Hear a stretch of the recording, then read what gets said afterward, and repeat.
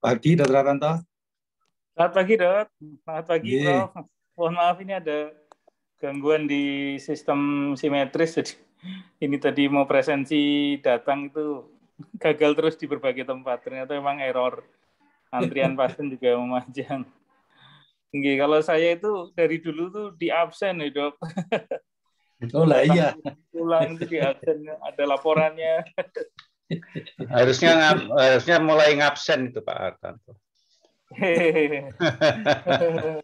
Kualat mangi, Prof. Oke. Hatur nuwun. Iya. Ini sudah lengkap, jadi kita bisa mulai untuk presentasi dari Dr. Wahyu Kartikotomo mengenai neck management in oral cancers. Silakan Dr. Wahyu Kartikotomo.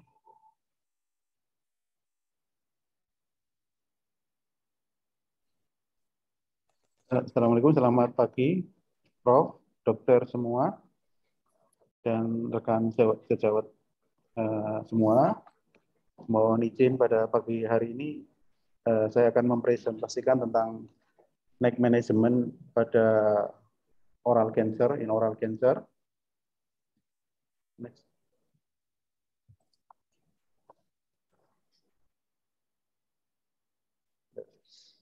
Sebagai pendahuluan, saya coba menampilkan sebuah artikel yang disampaikan di 2019, yang dipublish 2019, bahwasanya sebenarnya manajemen pada oral cancer ini sangat penting sekali karena sangat menentukan prognosis dan sangat penting sekali bagaimana kita bisa mengelola pada pasien-pasien dengan node negatif dan node positif pada oral cancer.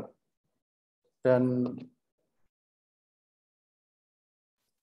di dalam penelitian juga disebutkan bahwasanya jika didapatkan adanya limfonodi positif menurunkan survival 50%, dan apabila sudah ada extension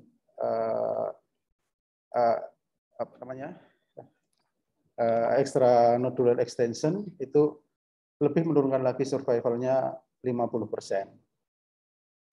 Ini kalau kita lihat klasifikasi dari AJCC 2018 dari TNM seperti ini. Slide-nya belum jalan ya.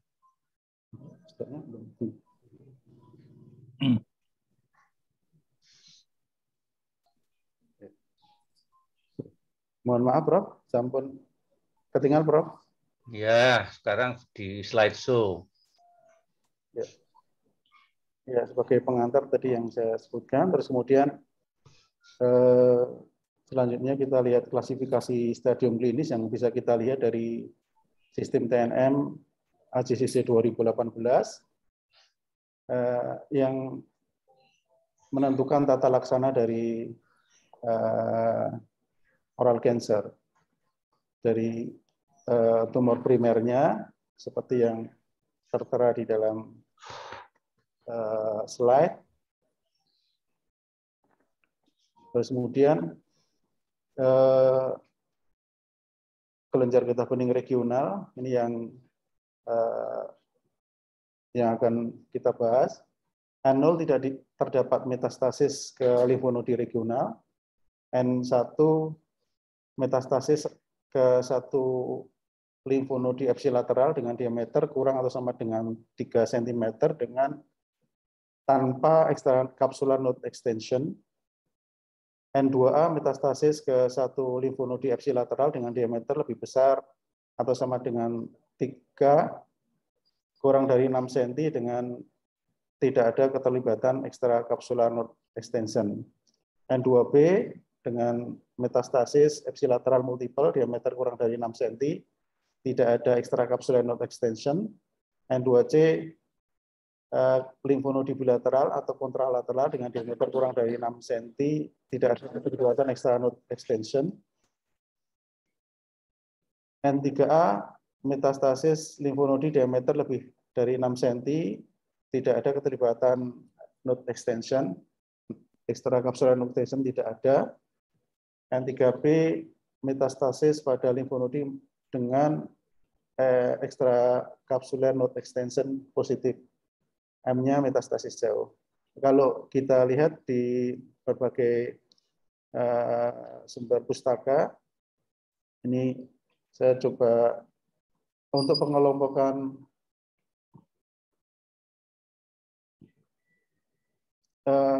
ini ada pertanyaan, mohon maaf dari Dr. Antoto, apakah itu clinical N atau pathological N?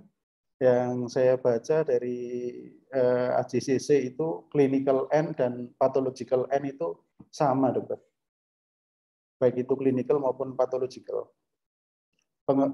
Pengelompokan stadium kita lihat di dalam Prabowo 2020 itu dibagi stadium 1, 2, 3, 4A, 4B, dan 4C. Nah, di dalam NCCN Guideline 2021 pada penatalasan oral cancer, ini dibagi menjadi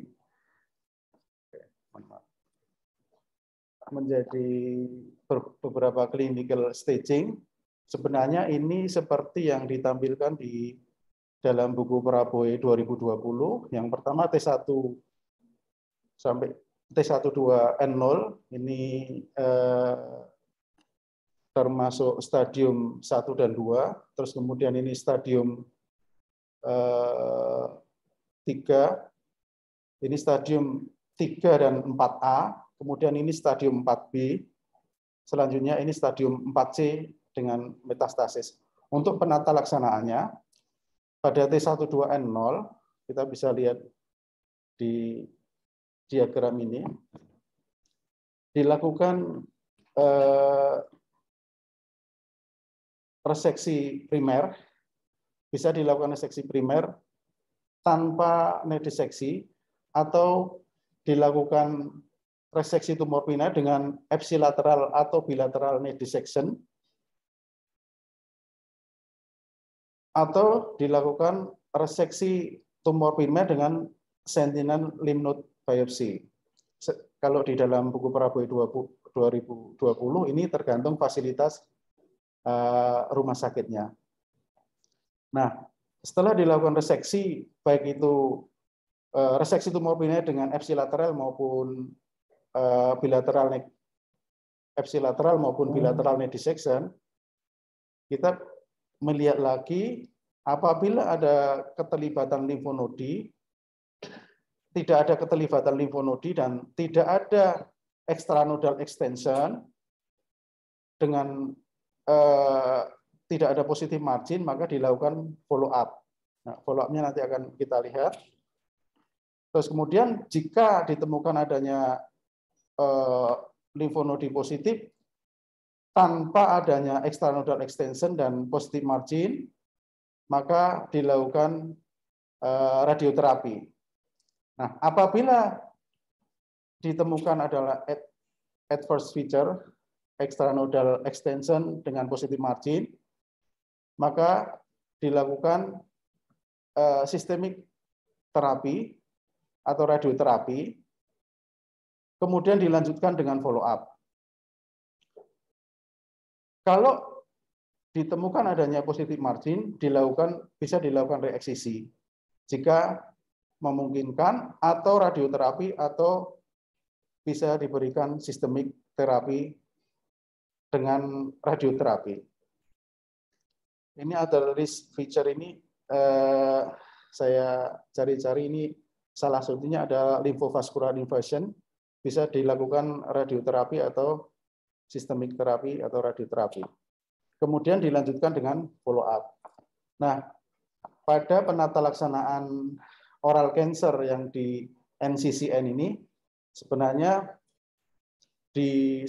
sama dengan yang ditulis di buku Prabowo, yaitu stadium 1 dan 2, kemudian stadium 3 dan 4A, kemudian stadium 4B dan stadium 4C. Ini yang kedua, ini stadium 3 dan 4A, dilakukan pembedahan di reseksi tumor primer, ipsilateral atau bilateral, apabila tidak didapatkan adanya extranodal extension dan margin tumornya negatif, maka diteruskan dengan radioterapi dan follow up. Apabila dilakukan reseksi tumor primer dan bilateral dissection dengan ditemukan adanya extranodal extension dengan positif margin, dilanjutkan dengan systemic terapi. Apabila ditemukan masih adanya positif margin, dilanjutkan dengan systemic terapi atau re-excision jika memungkinkan, dan radioterapi. Kemudian dilanjutkan dengan follow up.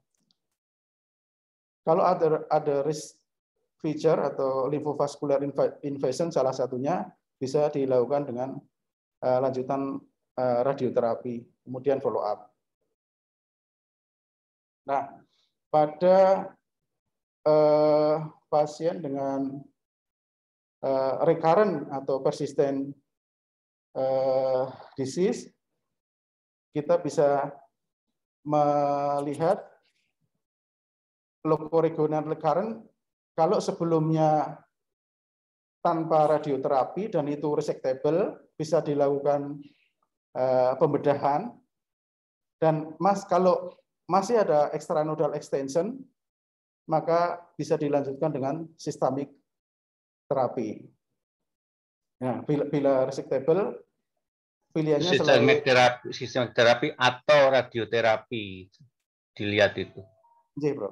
Sistemik terapi atau radioterapi. Jika itu resectable, bisa dilakukan juga concurrent systemic terapi atau radioterapi atau kombinasi systemic terapi yang dilanjutkan dengan radioterapi atau sistemik terapi atau radioterapi jika terjadi persistent disease.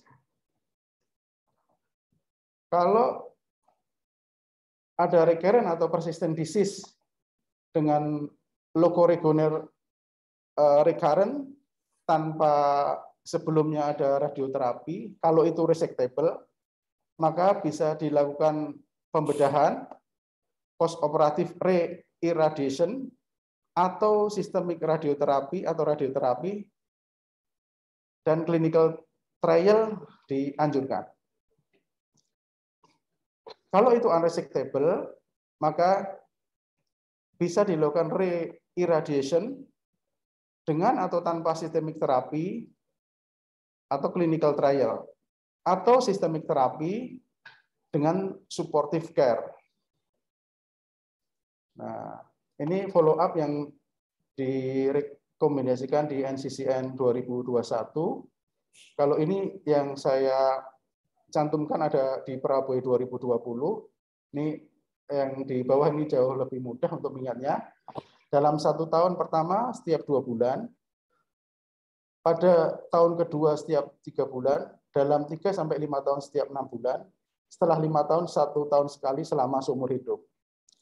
Nah, kemudian kalau kita lihat di penata laksanaan kasus kecurigaan kanker bibir dan rongga mulut di Prabowo 2020, kalau kita curiga adanya kanker bibir dan rongga mulut dengan ukuran kurang atau sama dengan 1 cm, maka bisa dilakukan eksisi biopsi.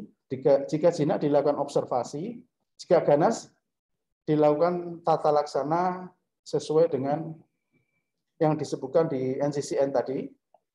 Jika itu lebih dari 1 cm, dilakukan punch biopsi atau biopsi insisi.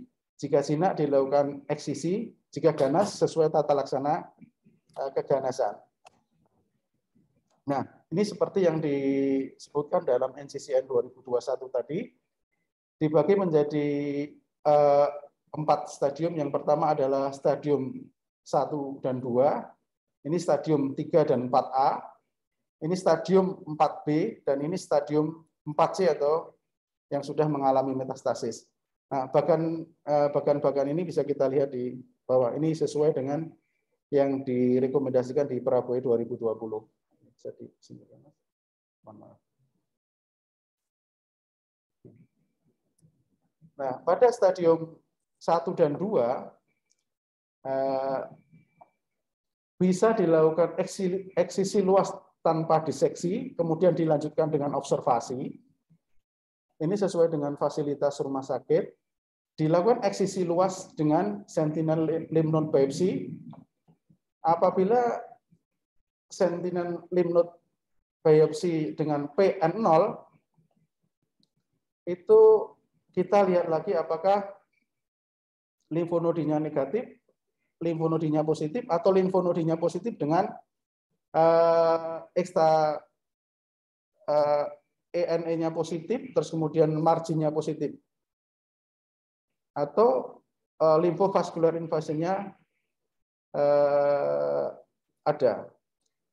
Nah, dari bagan ini yang biasa kita lakukan di sini adalah dilakukan eksisi luas dengan selective neck dissection atau neck dissection. Apabila ditemukan limfonodi positif dengan extranodal extension positif dengan positif margin, dilakukan reeksisi luas atau kemoradiasi.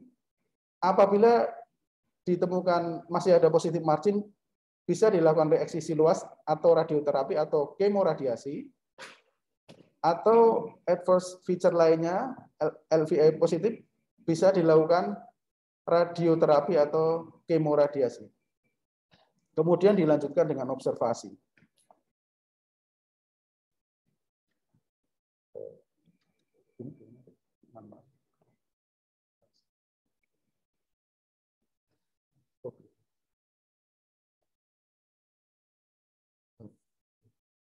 Nah, pada stadium 3 dan 4A,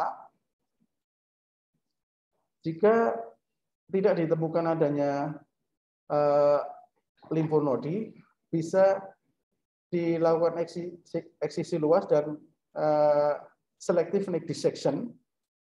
Jika ditemukan limfonodi positif dengan adanya keterlibatan extranodal extension positif, dilanjutkan dengan kemoradiasi. Apabila masih ada positif margin, dilanjutkan dengan reeksisi luas jika mungkin, atau kemoradiasi atau radioterapi, kemudian observasi. Nah, apabila pada N1, N2AB dengan N3 ini bisa dilakukan eksisi luas dan comprehensive neck dissection ipsilateral atau bilateral. Diagramnya sesuai yang digambarkan di sini. Apakah ada adverse feature atau tidak. Terus kemudian apabila ada keterlibatan di bilateral limfonodi, maka dilakukan eksisi luas plus comprehensive neck dissection bilateral. Nah, ini penata laksanaan kanker rongga mulut stadium 4B, ya, limfonodi tidak resectable atau kasus inoperable.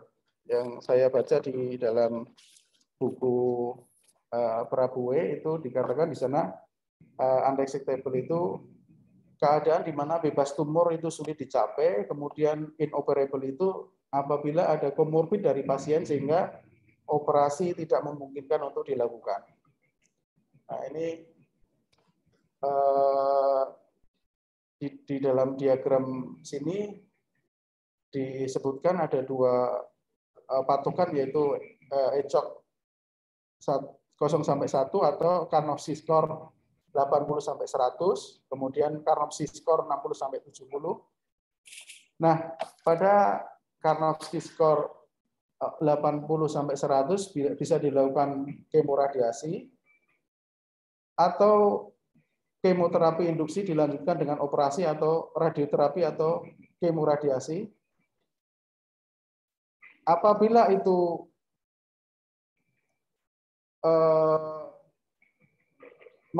partial response atau complete response, dilakukan observasi. Jika stable disease atau progressive disease, dilakukan uji klinis. pada Karnofsky skor kurang dari 50 dilakukan terapi paliatif, radioterapi atau supportive care. Mohon izin saya.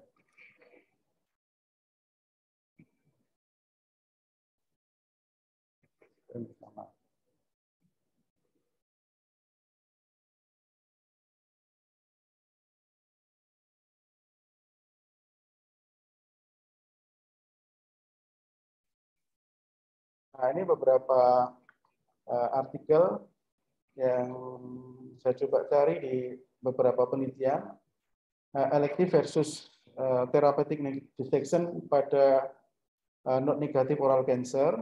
Ini pertama dilaporkan di NEJM dan ASCO Head and Neck Surgery.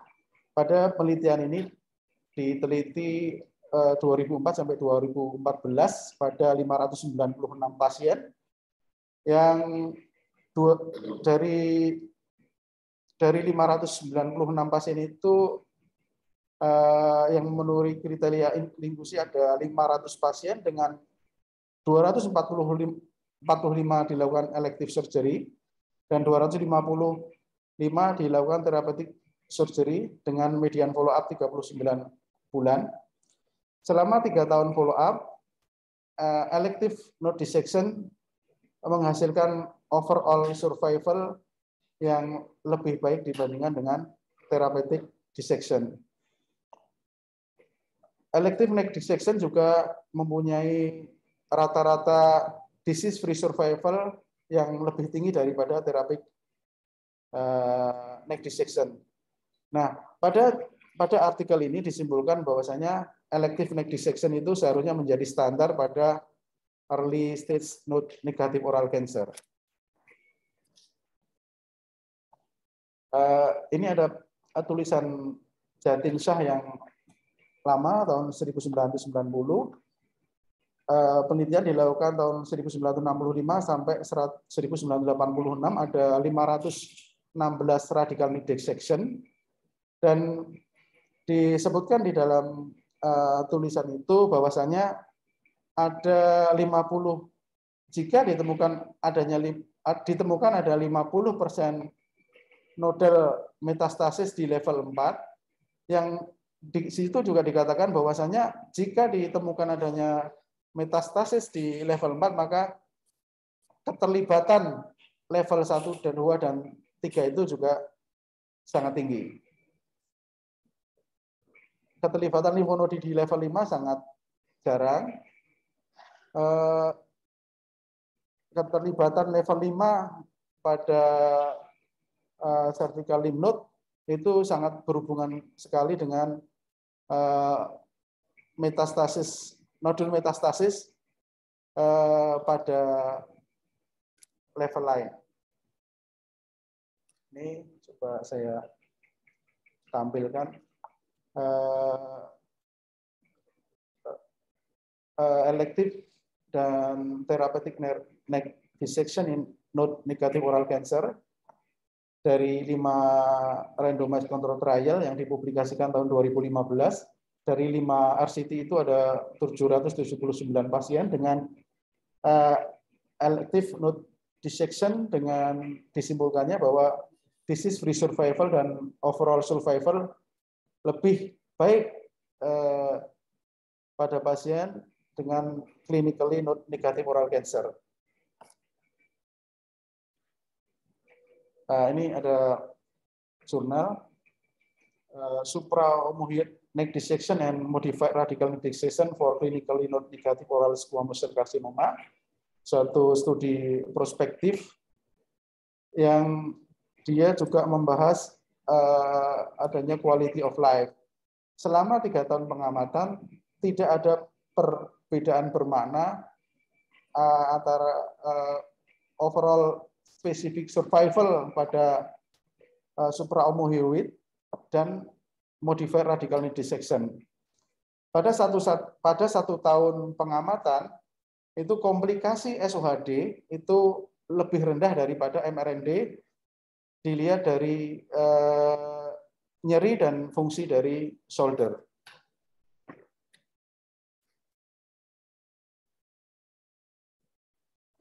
Ini kalau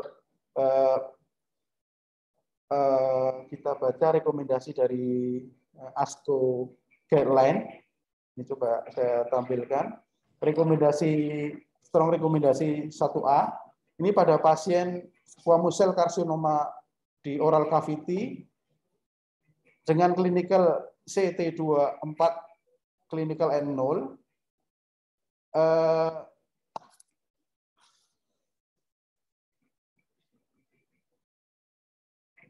Harusnya dilakukan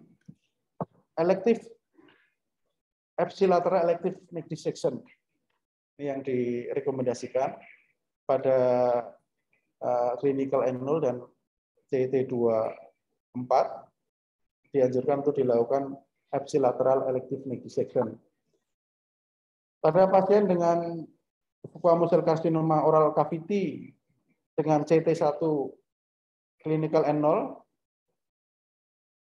yang dilakukan ipsilateral elective neck dissection yang harus dilakukan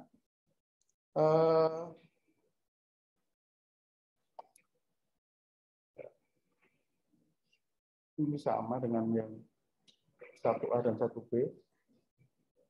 Rekomendasi 2A direkomendasikan pada clinically N0 dilakukan ipsilateral elective neck dissection harus meliputi limfonodi 1A, 1B, 2 dan 3. Nah, ini yang masih saya cari, Dok. Ini adequate dissection should include at least 18 limfonodi.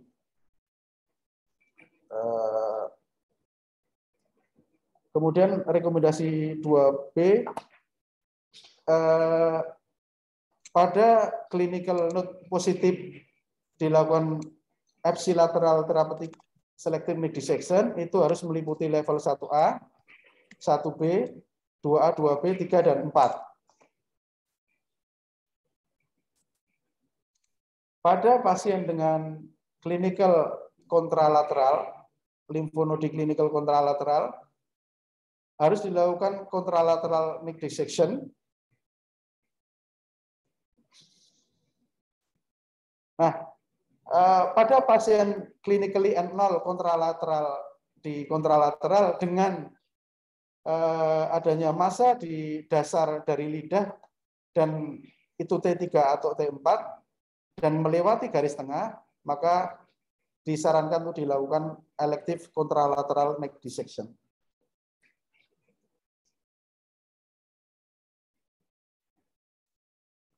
Ini bagan yang disarankan ASCO tadi sama. Ada beberapa penelitian efficacy of selective neck dissection yang review 503 kasus elective and therapeutic treatment of the neck squamous cell carcinoma pada upper aerodigestive tract selama 3 tahun. Rekurensi rate-nya PN0 4,7%, PN1 4,9%, PN2 12,1%.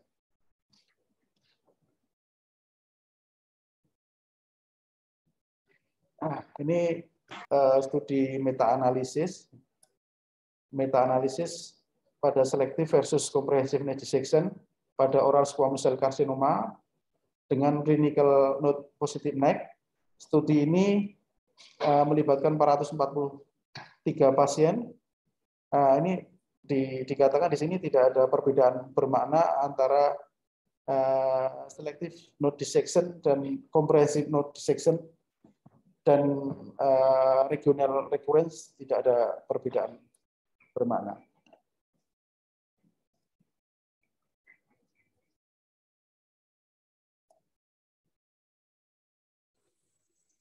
Ini ada juga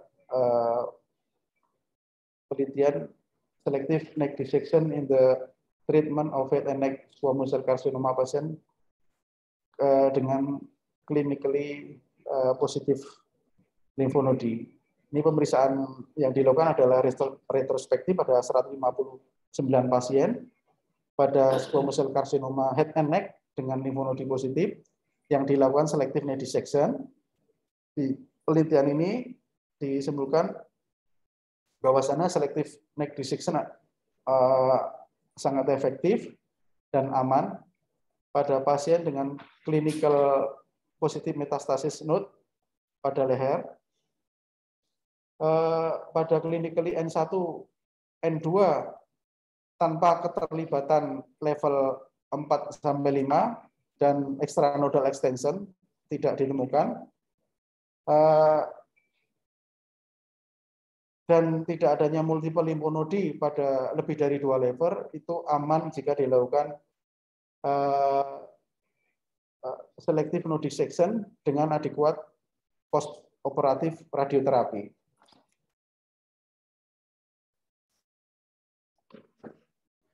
Ini ada tulisan yang selective node dissection dengan lymphnode positif pada oral squamous cell carcinoma melibatkan 111 pasien dengan oral squamous cell carcinoma yang dilakukan selective node dissection.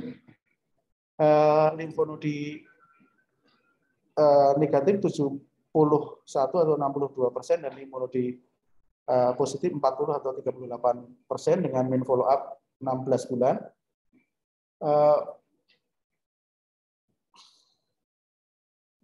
Disease specific survival di node negatif group versus node positif ini tidak ada perbedaan bermakna. Di dalam penelitian ini selective node dissection disarankan harus dilakukan pada early node positive patient yang dilanjutkan dengan post operatif radiasi.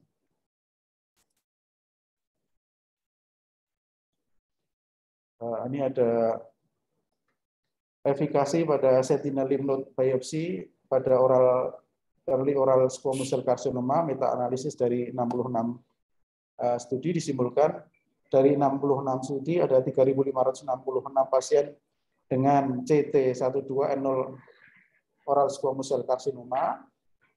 Bahwasannya sentinel lymph node biopsi mempunyai akurasi diagnosis pada CT12N0 oral squamous cell carcinoma dan ini merupakan alternatif untuk dilakukan elective neck dissection. Ini pattern dari lymphnode. Di sini dikatakan bahwasannya elective node dissection dapat dilakukan pada pasien dengan tumor lebih dari 3 mili ketebalannya. Kemudian apabila oral squamous cell carcinoma di dasar mulut bukal mukosa dengan ketebalan lebih dari 3 mili, disarankan untuk dilakukan supraomohyoid dissection.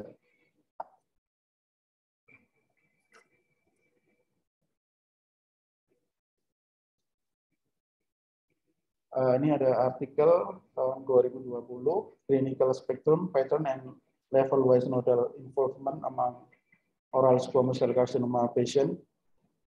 Ini melibatkan 945 pathological oral squamous cell carcinoma neck dissection tahun 95 sampai 2013. Di sini level 1 didapatkan 62,54%, level 2 57,33%, yang merupakan level terbanyak dari keterlibatan lymphnode pada oral squamous cell carcinoma level 1 dan 2. Level 2 dan sampai dengan level 3 sampai dengan level 5 sangat sedikit, kurang dari 7%. Nah, ini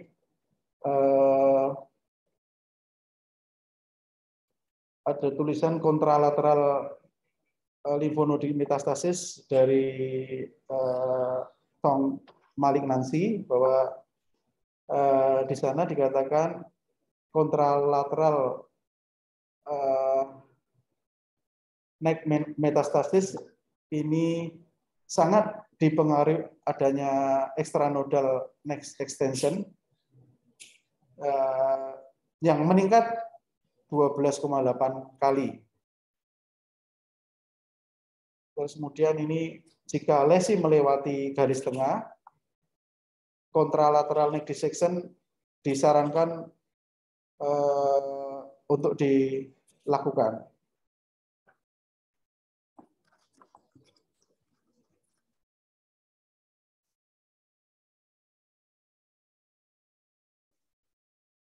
Ini beberapa jurnal tentang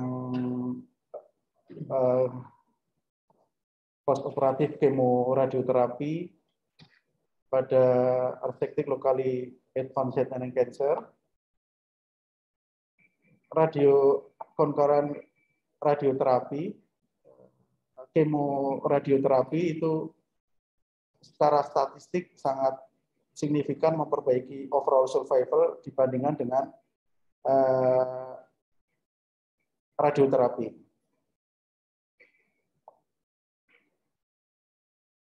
Nah, survival meningkat pada kemoradioterapi dibandingkan dengan radioterapi saja pada pasien dengan multiple limfonodi.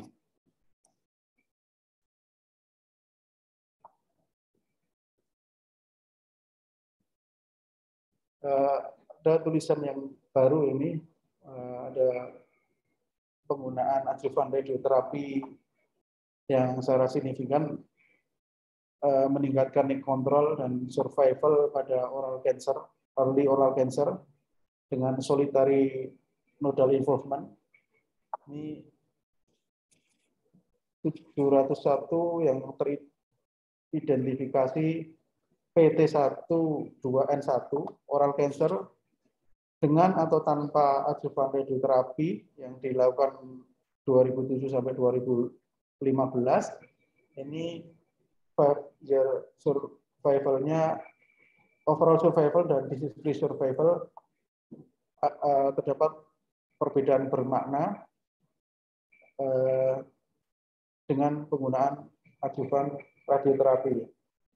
Nah, radioterapi juga secara signifikan mencegah terjadinya rekurensi, dan adjuvan terapi ini memperbaiki kontrol regional dan survival pada awal kanker pada oral cavity.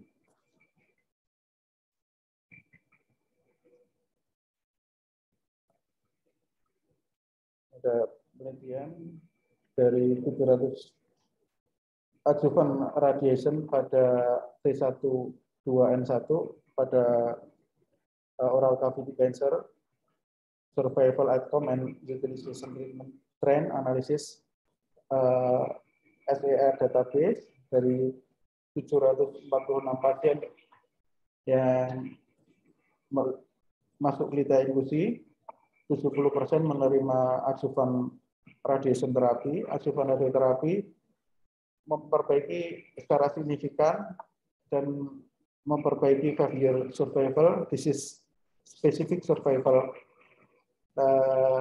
pada T1 dan N1. Sama.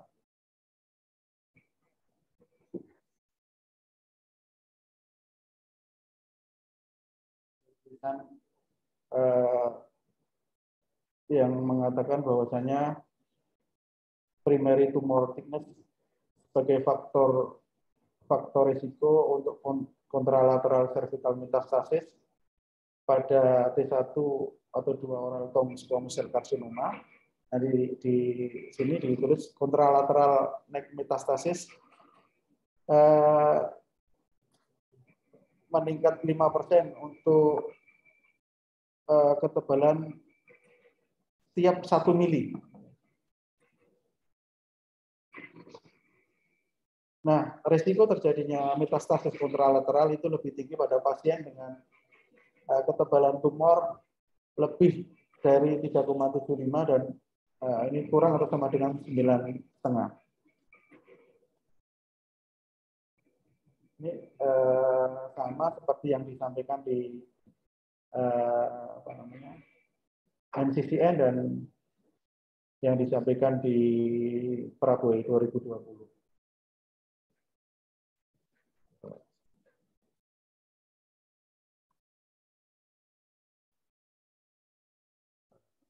Ini saja yang bisa saya sampaikan, Prof, dokter semua. Mohon masukannya.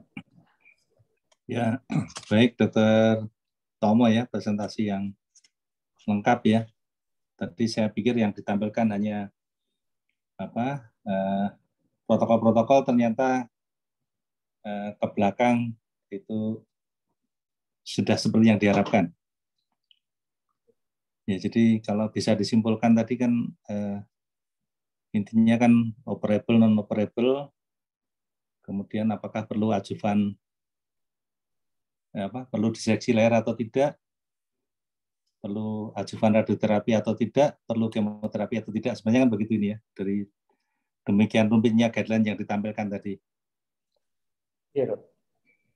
Ya, silakan kita buka diskusi dari Treni dulu. Silakan Treni.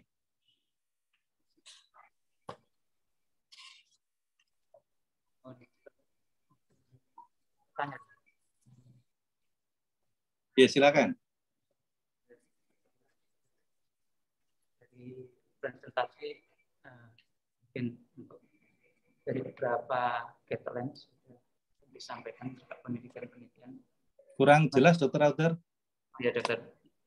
Apakah sudah terdengar, Dokter? Halo? Sudah. Tidak bisa dengar. Kadang jelas, kadang tidak. Oke, Dokter. Ini yang terkait dengan margin, Dokter. Kalau dari Rabo itu kan disebutkan ada margin positif dan negatif. Cuman batas margin yang positif dan negatif itu apakah ada batasan misalnya dari jarak marginnya itu positifnya berapa atau berapa mili atau senti, Dokter? Ya, sehingga kita apakah menentukan nanti terkait dengan ajuvannya, Dokter, kalau misalnya pasien-pasien yang T1, T2 gitu dengan N0. Mungkin dari presentasi mungkin ada yang menyampaikan seperti itu. Terima kasih, Dokter. Ya, jadi bebas marginnya ya. Patokannya apa begitu ya? Ya, Dokter. Ya, silakan Dokter Tomo.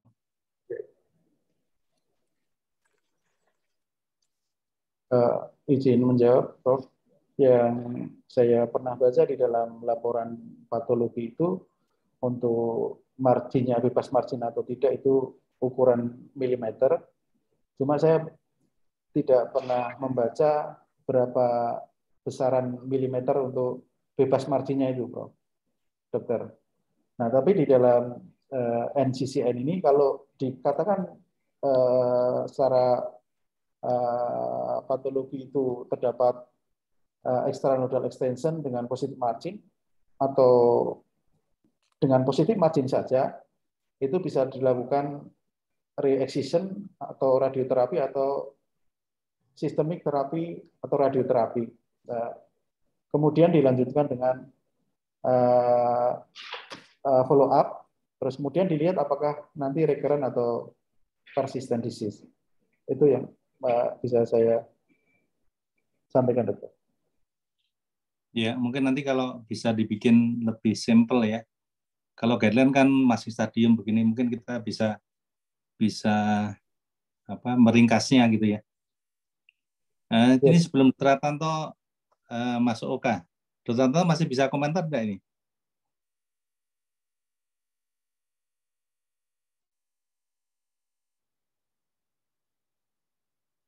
Nampaknya Dr. Tanto sudah ke OK ya.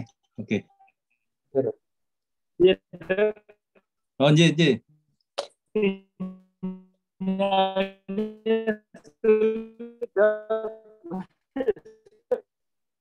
Suaranya nggak jelas. Di live mungkin itu.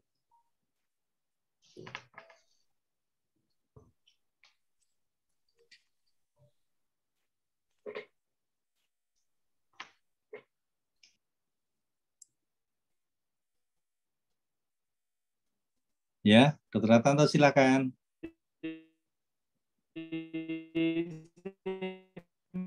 Masih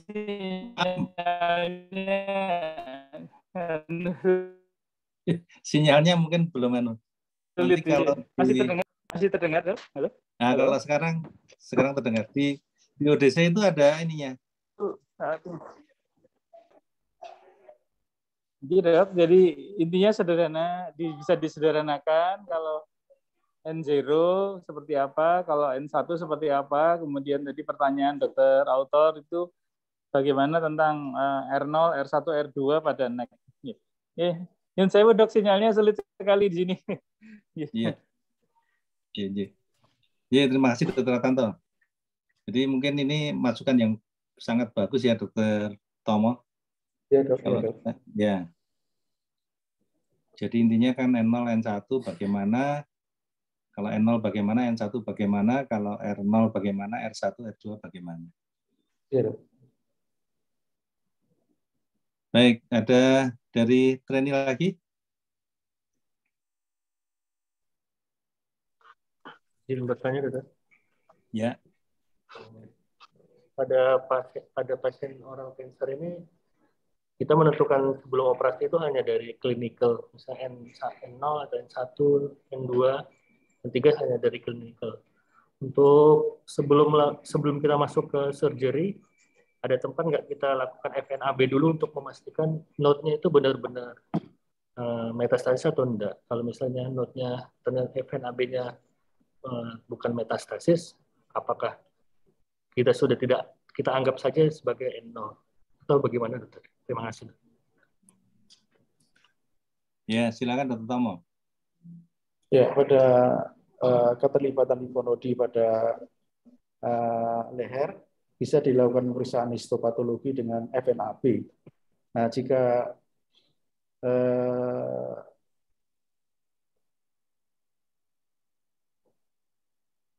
mungkin itu Dok yang enggak, maksudnya itu preoperatif itu mau di USG dulu, harus USG dulu atau gimana, kemudian kalau ada kelenjar positif itu apakah semua di FNAB, apa yang gambaran metastasis saja, itu gimana? Oh, jadi, mohon maaf Bro. Ya, yang pertama kita lakukan pemeriksaan klinis dari anamnesis dan pemeriksaan fisik. Yang kedua radiologis. Yang ketiga adalah histopatologis. Dari radiologis bisa kita lakukan pemeriksaan USG atau MRI atau CT scan. Nah, di dalam penelitian disebutkan bahwasanya pemeriksaan klinis itu secara spesifitas dan sensitivitas jauh di bawah MRI pada nodul yang di bawah 1,5 cm. Kemudian dilakukan pemeriksaan histopatologis, bisa dilakukan pemeriksaan FNAB. Nah, apabila secara radiologis FNAB itu bukan histopatologi itu. Sitopatologi, mohon maaf. Sitologi, mohon maaf. Apabila di dalam pemeriksaan radiologis maupun sitologi itu positif, maka bisa dilakukan primary surgery dengan elective node dissection. Nah, apabila didapatkan adanya tumor pada dasar lidah atau tumor yang melewati garis tengah pada squamous cell carcinoma pada lidah yang melewati midline, maka dilakukan primary surgery dan bilateral neck dissection. Nah, pada penelitian juga disebutkan bahwasannya profilaksis dilakukan primary surgery dan SOHD itu juga bisa dilakukan, Prof.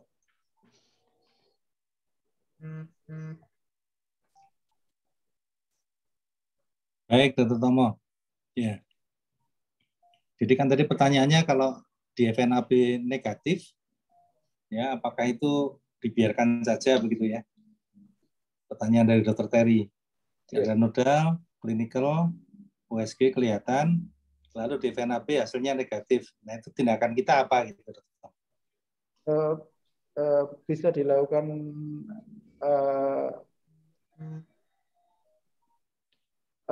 lymphadenectomy. Ya, mungkin tidak hanya lymphadenectomy ya. Kan FNAP kan tidak 100% ya. Kita masih bisa melakukan frozen ya. Iya. Kalau memang curiga ini suatu yang positif, kita lakukan frozen masih bisa. Ya. Iya, terima kasih. Terima kasih. Ya, saya tadi mengikuti itu radioterapi ya, tapi tidak dirinci. Apakah di sini disebut-sebut ada yang namanya brachytherapy untuk manajemen NEC metastasis?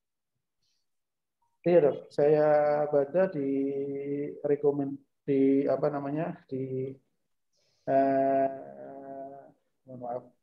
NCCN guideline ini di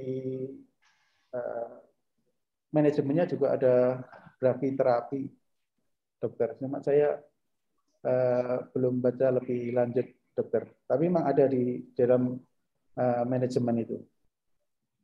Iya, karena beberapa CA itu kan ada juga yang diberikan brachytherapy ya, bukan radiasi eksternal yang seperti di kita itu ya. Kalau dulu ada itu untuk CA cervix itu memakai brachytherapy. Sekarang pun saya rasa masih ya.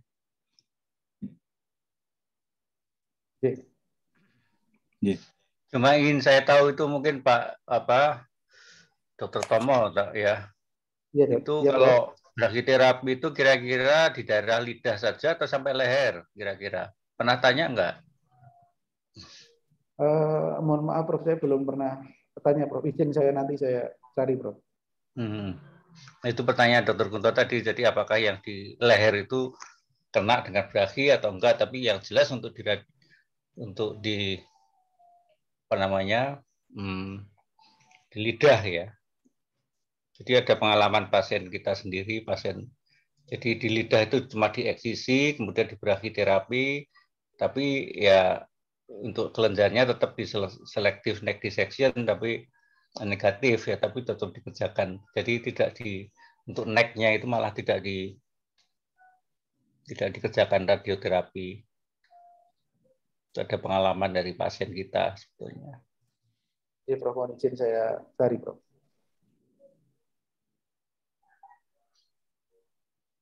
Jadi Prof, ya ini mungkin kalau bisa disederhanakan nanti lebih mudah ini mengikuti guideline-nya ya Dok. Iya Dok. Jadi pada kesimpulannya tadi ada beberapa hal ya, mungkin bisa disampaikan lagi Dr. Tomo. Jadi misalnya kalau yang N0, kalau yang dilakukan SOHD yang CA ini disease-free survival sama overall survival-nya lebih baik begitu ya? Iya Dok. Oh, maaf ini ya guideline-nya bagus tapi tidak bisa dibaca ini. Kecil sekali. Ya, ini ada di ASCO Dok, saya coba untuk screenshot kemarin tapi ya tidak memang bagus anunya Dok. Kecil-kecil, terlalu kecil. Iya. Mungkin yang muda-muda masih bisa lihat kalau saya sudah mulai. Iya.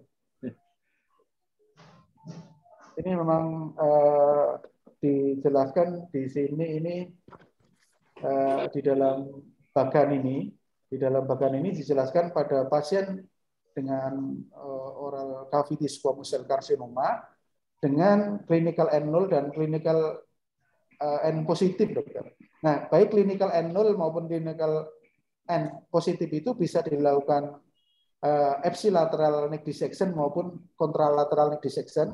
Yang N positif bisa dilakukan ipsilateral neck dissection maupun kontralateral neck dissection. Sesuai dengan tadi TNM seperti yang disampaikan di NCCN tadi, dokter.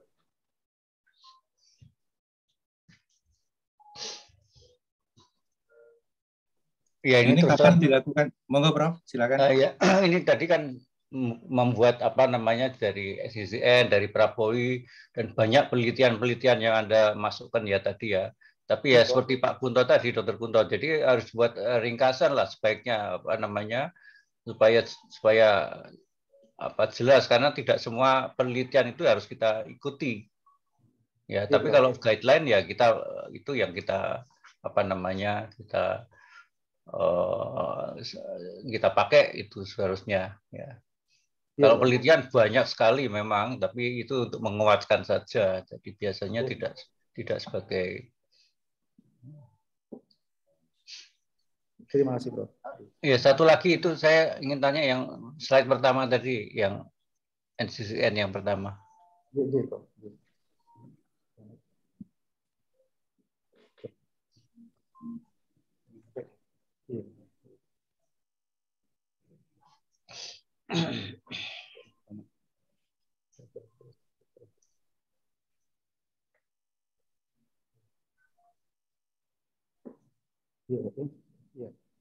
Iya, Bro.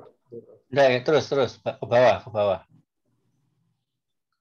Nah, ini. Nah, jadi pada T1, 2, N0 surgery preferred, ya. Kemudian ya, paling atas itu resection of primary without neck dissection. Ini kriterianya yang bagaimana ya? Ya, Prof. Mohon maaf, Prof. Ya, setahu yang saya baca ini memang ada perbedaan pendapat di antara di dalam penelitian itu. Ada yang melakukan primary resection pada tumor tanpa melakukan neck dissection, dan ada yang melakukan neck dissection.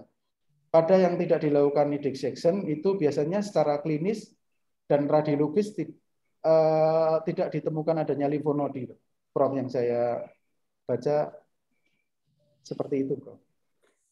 Atau lokasinya tumor dan sebagainya.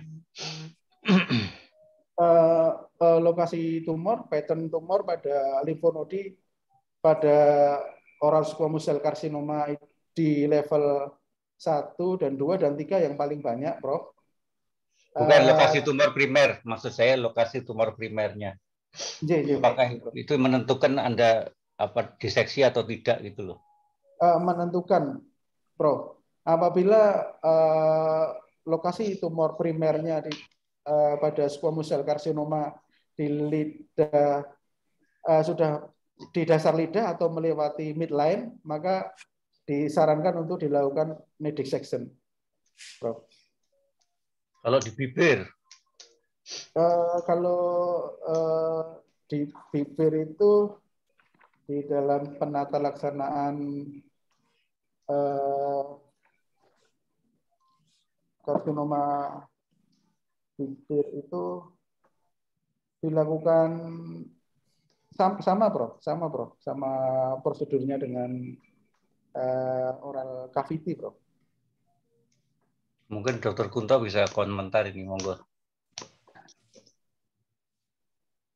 Jadi, Prof, kalau membaca ini memang ini tanpa neck dissection T1, T2, N0. Kalau di kita kan memang wajib, walaupun N0 SOHD wajib. Iya, makanya waktu itu kan ada yang kalau di bibir dan sebagainya kan lain, apa sama dengan di lidah? Kalau yang oral cavity sama, Prof. Sama, oke. Ya.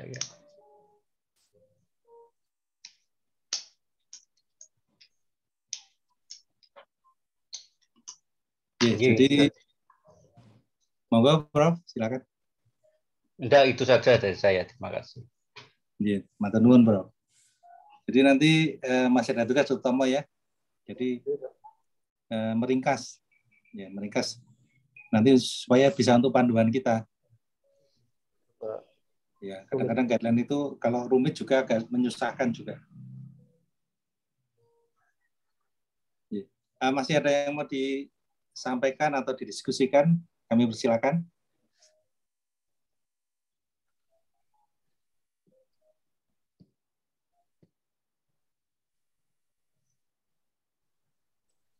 Baik, kalau tidak ada,